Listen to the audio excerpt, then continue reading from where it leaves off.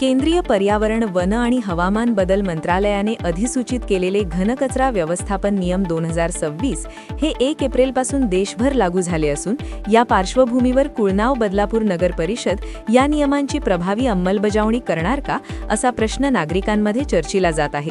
नव्या नियमांनुसार कचऱ्याचे उगमस्थानीच ओला, सुका, सॅनिटरी आणि विशेष काळजी घेण्याचा कचरा अशा 4 प्रकारांत वर्गीकरण करणे बंधनकारक करण्यात आले आहे.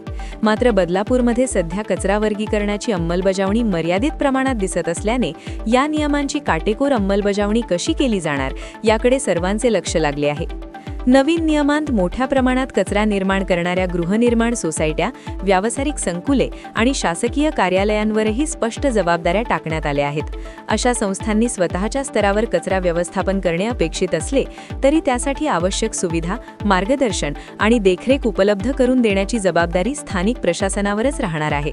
त्याचबरोबर प्रदूषण करणाराच नुकसान भरपाई देईल या तत्वावर आधारित दंडात्मक तरतुदींमुळे नियमांचे उल्लंघन करणाऱ्यांवर कारवाई होणार असून बदलापूरमध्ये ही यंत्रणा कितपत सक्षम आहे याबाबतही प्रश्न उपस्थित होत आहेत. कचरा व्यवस्थापन प्रक्रियेचे ऑनलाईन ट्रॅकिंग करण्यासाठी केंद्रीकृत पोर्टल विकसित करण्याची तरतूद करण्यात आली आहे. या डिजिटल प्रणालीशी नगर परिषद कितपत सक्षमपणे जोडली जाईल आणि त्यासाठी आवश्यक तांत्रिक तयारी पूर्ण आहे का याबाबत अद्याप स्पष्टता नाही. याशिवाय कचऱ्यापासून इंधन निर्मिती, लँडफिलवरील निर्बंध आणि जुन्या कचरा डेपोंचे पुनर्वसन यांसारख्या महत्त्वाच्या बाबींची अंमलबजावणीही स्थानिक पातळीवर करणे आवश्यक ठरणार आहे. एकूणच शहराच्या स्वच्छतेसाठी आणि पर्यावरण संरक्षणासाठी हे नवे नियम महत्त्वाचे असले तरी त्यांच्या प्रभावी अंमलबजावणीसाठी प्रशासन, लोकप्रतिनिधी आणि नागरिक यांच्यात समन्वय आवश्यक आहे.